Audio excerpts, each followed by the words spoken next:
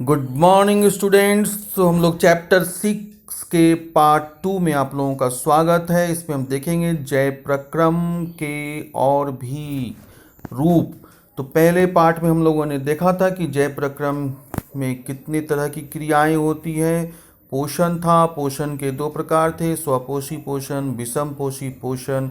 और इसके बाद इसके भी प्रकार, तो स्वपोषी पोषण में आया था प्रकाश संश्लेषण। इसके बाद विषम पोषी पोषण में हम लोगों ने देखा था होलोजोइक न्यूट्रिशन, सेप्रोफाइटिक, पैरासाइटिक। और इसके उदाहरण, इसके बाद अमीबा में हमने पाचन की क्रिया को देखा था। इसके बाद मनुष्य में, तो आज हम लोग मनुष्य में श्वसन की क्रिया को समझेंगे। तो इसमें श्वसन की परिभाषा आप लोग नोट डाउन यहाँ से कीजिए।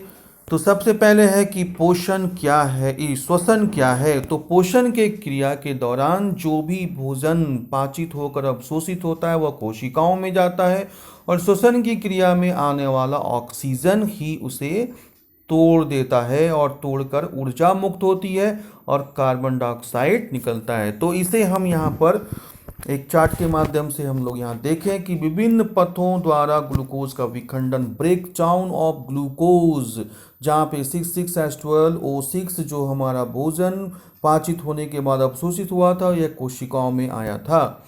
श्वसन की क्रिया में जब ऑक्सीजन आता है तो वह इसी ग्लूकोज को तोड़ता है। जो ग्लूकोज है वो 6 कार्बन कंपाउंड है, और यह पायरूवेट 3 कार्बन कंपाउंड में तोड़ता है, साथ में मुक्त होती है ऊर्जा। लेकिन यह इसकी स्थिति ऑक्सीजन के अनुसार बदलती है। तो यहाँ हम देखें कि सबसे पहला जो कंडीशन है वो ऑक्सीजन की अनुपस्थिति, एब्सेंस ऑफ ऑक्सीजन, और इसमें यह टूटता है food ethanol plus carbon dioxide में, और कुछ मात्रा में ऊर्जा भी मुक्त होती है। यह यीस्ट में होता है, किण्वन की क्रिया इसे कहते हैं, इसे फर्मेंटेशन भी कहते हैं। तो यहाँ पर यह प्रोड्यूस हुआ इथेनॉल, जिसका उपयोग हम लोग अल्कोहल बनाने में भी करते हैं। दूसरा है ऑक्सीजन का अभाव, इन लैक ऑफ ऑक्सीजन, यहाँ पर यह फूड लैक्टिक अम्ल में ब्रेक होता है और कुछ ऊर्जा भी मुक्त होती है। यह हमारी पेशी कोशिकाओं में होता है, और इसके अधिक बनने से ही हमें आलस और पेशियों में दर्द का भी अनुभव होता है। लेकिन अगर जितना ऑक्सीजन चाहिए उतना अगर आ रहा है, ऑक्सीजन की उपस्थिति, in presence of oxygen, that food completely breaks into carbon dioxide, water and energy. और यह जो क्रिया होती है वह माइटोकॉन्ड्रिया में होता है, जहाँ पर ऊर्जा एटीपी के रूप में संरक्षित भी होता है। एटीपी यानी एडिनोसिन ट्राइफॉस्फेट। अब हम श्वसन को देखेंगे, इसके प्रकार। श्वसन दो भागों में विभाजित है। एक को हम कहते हैं वायवीय श्वसन, दूसरे को हम कहते हैं अवायवीय श्वसन। वायवीय श्वसन अर्थात ऑक्सीजन के प्रेजेंस में होता है, और अवायवीय श्वसन ऑक्सीजन के एब्सेंस में होता है। यहाँ डिफरेंस पूरा क्लियर दिया हुआ है, इसे आप यहाँ से नोट डाउन कर सकते हैं। नंबर 2 इसका क्या है कि यहाँ ग्लूकोज का कंप्लीट ऑक्सीडेशन होता है, और यह कार्बन डाइऑक्साइड, वाटर और एनर्जी में रिलीज होता है। और यहाँ पर ग्लूकोज का इनकम्प्लीट ऑक्सीडेशन होने के कारण यह इथेनॉल या लैक्टिक अम्ल और कार्बन डाइऑक्साइड प्लस ऊर्जा में यह रिलीज होता है। यहाँ पर हम देखेंगे कि कोशिका द्रव्य व माइटोकॉन्ड्रिया में होता है। वायवीय श्वसन जो है वह साइटोप्लाज्म में या माइटोकॉन्ड्रिया में होता है, लेकिन यह केवल कोशिका द्रव्य में होता है, और अधिक ऊर्जा उत्पन्न होती है इसमें 36 एटीपी, और इसमें कम ऊर्जा मुक्त होती है 2 एटीपी। यह मानव में या अन्य जीवों में होता है, और यह यीस्ट में होता है। तो ये डिफरेंसेस थे, इसे आप लोगों ने नोट कर लिया होगा। अब हम लोग देखेंगे मानव श्वसन तंत्र, रेस्पिरेटरी सिस्टम। तो जब हम श्वसन की क्रिया करते हैं तो सबसे पहले हमारी नाक में बनी जो छिद्र है उसे नासाद्वार, नॉस्ट्रिल कहते हैं, इसके द्वारा वायु प्रवेश करता है ग्रसनी में, और ग्रसनी से होते हुए कंठ में, कंठ के बाद वह श्वास नली, और श्वास नली के बाद वह विभाजित होती है दो भागों में, जो बाएं और दाएं फेफड़ों में चले जाते हैं। उसे हम कहते हैं श्वसनी। श्वसनी फिर विभिन्न छोटे छोटे पतले ट्यूबुल्स में वो विभाजित होते हैं, इसको हम कहते हैं श्वसनिका। और श्वसनिका जो है वो फेफड़े में प्रवेश करता है और उसका प्रत्येक किनारा सैकड़ों कोशिकाओं कोष से घिरा रहता है, से जुड़ा रहता है, जिसे हम एल्वियोली भी कहते हैं। वहाँ पर जब ब्लड आता है तो वह इस ऑक्सीजन को अपने साथ लेकर विभिन्न शरीर के विभिन्न कोशिकाओं में पहुंचाता है। तो ये है रेस्पिरेटरी सिस्टम। इसे आप चित्र को ध्यान से देखें, इसे आपको ड्रॉ भी करना है, ये डायग्राम भी पूछा जाता है और इसके जो विभिन्न नामों को दर्शाए गए हैं यह नाम भी आपको लिखना है। तो यहाँ पर देखिए सबसे पहले नासाद्वार दिखाया गया है, उसके बाद मुख गुहा और ग्रसनी या कॉमन ट्यूब्स होते हैं यहाँ पर। और भोजन चूंकि श्वास नली में प्रवेश नहीं कर जाए, इससे इसको रोकने के लिए यहाँ जो एक कार्टिलेज का एक ढक्कन बना होता है, कवर बना होता है, इसे हम एपिग्लॉटिस कहते हैं, वह इसे रोकता है भोजन को श्वास नली में जाने से। इसीलिए कहते हैं कि खाते समय बोलना नहीं चाहिए, क्योंकि ज्यों ही हम बोलते हैं यह ढक्कन खुल जाता है और उसमें भोजन हमारे श्वास नली में प्रवेश कर सकता है और इससे बहुत परेशानी भी उत्पन्न हो सकती है, मृत्यु तक भी हो सकती है। तो इसके बाद देखिए हम कंठ, उसके बाद श्वास नली, उपास्थि वलय। ये क्या है उपास्थि वलय? तो श्वास नली जो होती है वह ट्रैकिया जिसको कहते हैं, वह एक कार्टिलेजनस, कई, एक नहीं बल्कि कई रिंग्स होते हैं उसमें, और वो कार्टिलेजनस रिंग जो है उसे ट्यूबुल्स के शेप को बनाए रखते हैं ताकि वो आपस में चिपके नहीं और हवा आसानी से अंदर आ जा सके। तो इसके बाद हम देखेंगे यहाँ पर श्वसनिकाएं हैं। ये कोशिका जो लास्ट में होती है वो श्वसनी और श्वसनिका के किनारे पर। और इसके बाद यहाँ डायाफ्राम जो ये स्पेस है, पसलियाँ हैं, इसे रीप्स कहते हैं। ये 12 पेयर्स होते हैं, 12 इधर 12 इधर। और इसके बाद फुफ्फुस जो उसके अंदर, फेफड़े, लंग्स। तो ये जो है डायग्राम ये आपको बनाना है, इसका प्रैक्टिस भी करना है, इसके विभिन्न भागों का नाम भी याद रखना है। ये सिस्टम है इस तरह से। अब हम इसे देखेंगे कि यह श्वसन की क्रिया किस प्रकार से होती है। तो ये श्वसन की क्रिया में दो प्रोसेस तो होते ही हैं। एक होता है इंस्पायरेशन, जब हम ऑक्सीजन को फेफड़े के अंदर लेते हैं, और दूसरा है एक्सपायरेशन, जिसे हम उच्छ्वसन भी कहते हैं हिंदी में। तो वह है सांस को छोड़ने की क्रिया। तो यहाँ पर हम देखिए पहला पॉइंट ही लिखा हुआ है, यहाँ वृक्ष गुहा फैलती है। जब हम सांस लेते हैं, इंस्पायरेशन करते हैं, तो हमारा जो लंग्स है वो उसका स्पेस जो क्या होता है वो फैलता है, हमारा चेस्ट जो है फैलता है। और यहाँ पर ये अपने रिलैक्सेशन की क्रिया होती है जब, तो वह वापस आ जाता है। और पसलियों में, रिब्स में से जुड़ी हुई जो पेशियां हैं वह सिकुड़ती है, यहाँ पर रिलैक्स होती है। सिकुड़ती है मतलब कॉन्ट्रैक्शन, और इधर राइट साइड में शीतलन मतलब रिलैक्सेशन।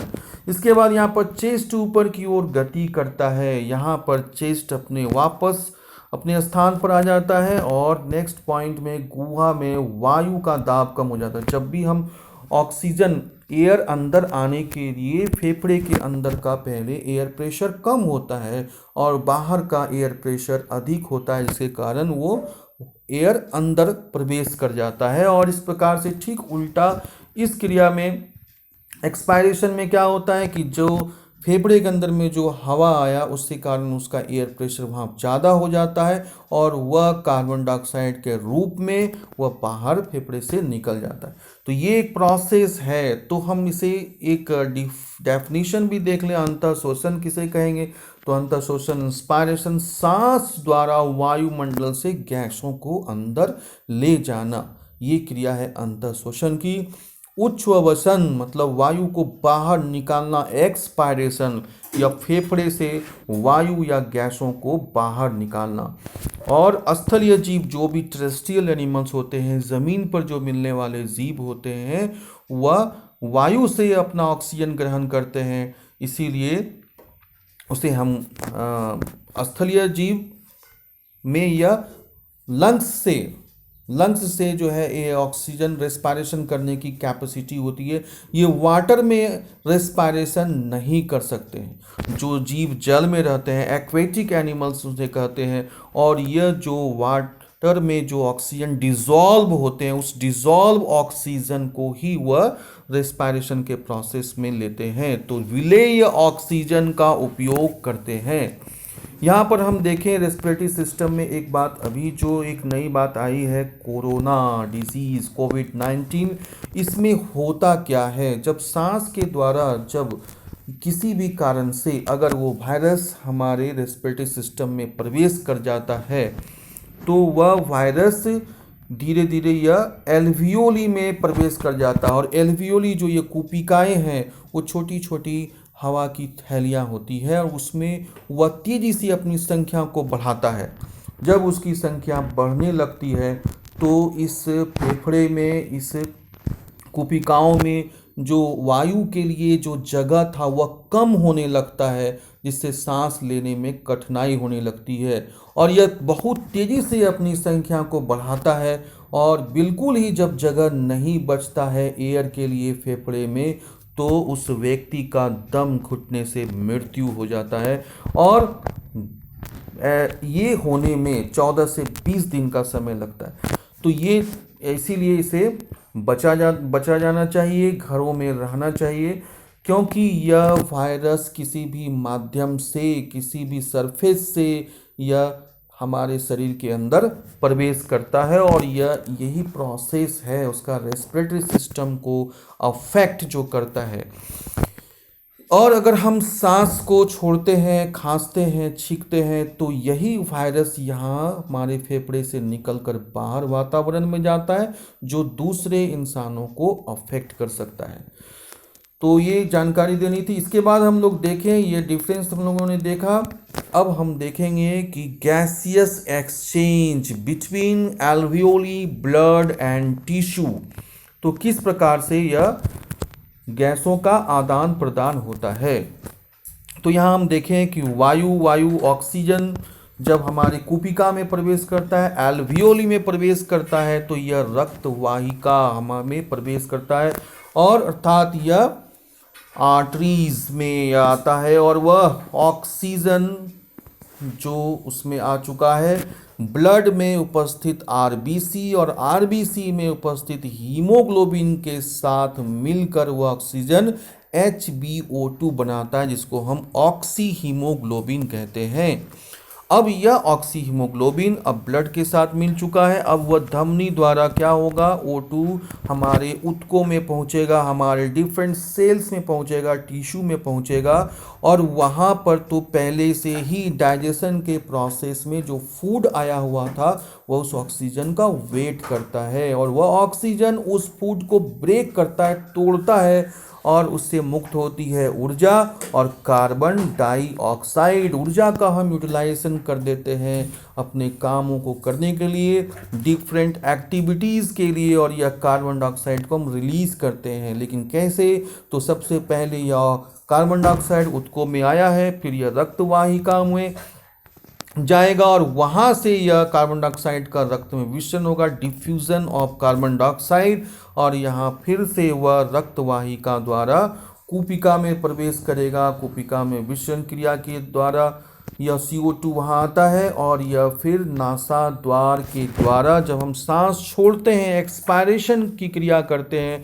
तो यह कार्बन डाइऑक्साइड वातावरण में मुक्त हो जाता है। तो यह जो एक्सचेंज है, ऑक्सीजन को लेने की क्रिया और कार्बन डाइऑक्साइड को छोड़ने की क्रिया, यह निरंतर चलते रहती है और इसे ही हम कहते हैं gaseous exchange between alveoli, blood and tissue. तो इस चार्ट को आप लोग यहाँ पर लिख लें, इसे नोट डाउन कर लें और इसे अच्छी तरह से तैयार कर लें, याद कर लें, और ये डिफरेंसेस, ये सारी बातें आप लोग लिख लें। और फिर नेक्स्ट पार्ट में हम लोग अब बात करेंगे फिर संवहन का, कि मनुष्यों में किस प्रकार से भोजन का ट्रांसपोर्टेशन होता है, ऑक्सीजन जाता है, ब्लड जो है विभिन्न भागों में किस प्रकार से प्रवेश करता है। ये भी बहुत इंपॉर्टेंट पार्ट है, इससे भी कई क्वेश्चन पूछे जाते हैं। धमनी शिरा में डिफरेंस वगैरह भी देखेंगे। तो आप लोग पहले इतना तैयार कर लें, तब तक के लिए गुड बाय।